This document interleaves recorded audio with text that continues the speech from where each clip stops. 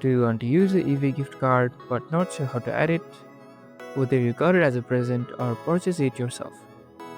Here's exactly how to redeem it and apply an eBay gift card during checkout using your PC. First, find the item that you want to purchase and click Buy It Now.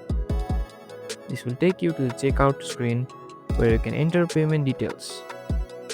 On the payment section, look for the link that says Add Coupons or Gift Cards.